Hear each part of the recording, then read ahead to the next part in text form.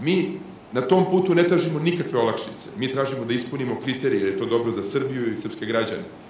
Ali istovremeno tražimo da nemamo nejednak tretman, da ne budemo uslovljavani na način koji nas sprečava da pređemo taj politički Rubikon i da postanemo članica Evropske unije, a u suštini da budemo društvo kao i druga evropska društva. Mi još nismo postigli te standarde i moramo mnogo da radimo da postignemo te standarde.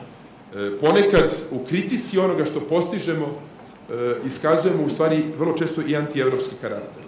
A ponekad oni koji danas imaju najveću odgovornost ne iskazuju dovoljno snage i hrabrosti da uspostave taj evropski karakter našeg društva. Da ne govorimo o tome da moramo da dovršimo saradnju sa Haškim tribunalom, dodatno da demokratizujemo naše društvo, da se izborimo sa jednom ekonomskom strukturom koja urušava ekonomske potencijale naše zemlje, da uspostavimo ekonomske zakone koje obezbeđuju investiranje i rast životnog standarda naših građana,